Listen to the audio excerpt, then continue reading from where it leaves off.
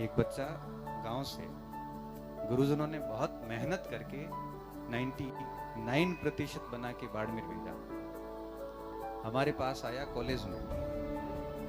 College में आने के बाद में, कॉलेज में तो 1-2 क्लासेस होती है, उसके बाद बच्चा फ्री है। शाम के समय थड़ी पे जाके बैठता है। चाय की थड़ी पे 4 बच्चे और भी बैठते हैं और वो सब मिलके चाय वाय पीते हैं। और उसके बाद में क्या होता है, धीरे धीरे एक दूसरे के ऊपर प्रभाव पड़ना शुरू होता है। तो साइकोलॉजी में कहा है ना कि आप मुझे इनकी संगति दिखा दो, मैं इसका भविष्य दिखा दूंगा। मुझे बता दो आपके दोस्त कौन है, मैं आपको बता दूंगा कि आप कहां जाने वाले हैं।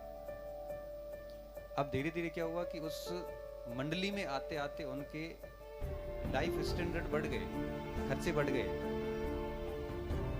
अब उनको बाइक चाहिए, कपड़े अच्छे चाहिए और बड़े बड़े कैफे में, रिजॉर्ट में, इनमें उनको हर प्रकार के पार्टियां चाहिए। अब वो 99% वाला बच्चा जो शहर में जाके इस माहौल में आ गया तो उसका खर्चा बढ़ गया। अब खर्चा बढ़ गया तो गांव का व्यक्ति उस खर्चे को वहन नहीं कर पाएगा। वो तो 3000-4000 रुपए भेज सकता है, इससे ज्यादा तो कैसे देगा। मैं एक रियल बात बता रहा हूँ आपको। अब जब खर्चा बढ़ गया तो खर्चा पूरा करने के लिए उस लड़के ने कुछ उधार लिए। किसी से 5000 रुपए लिए, किसी से 2000 रुपए लिए, किसी से 3000 लिए, ऐसे करके ठीक 30-40 हजार रुपए का उधार कर लिया। अब उधार लेने के बाद में उस उधार का आपको पता है, सीधे तो कोई बिना ब्याज से उधार देता नहीं आजकल।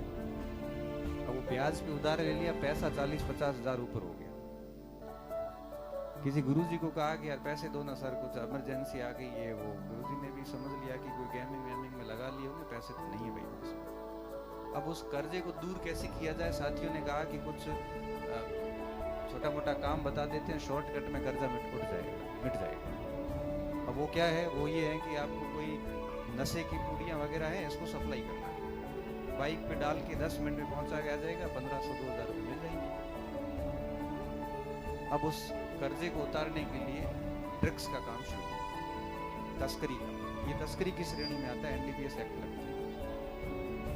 अब वो उस दलदल में जा चुका है और अब उसको तस्करी से पैसे आते हैं और उस पैसे से पुराने वाला ब्याज भी भर रहा है। और ऐसे करते करते कुछ समय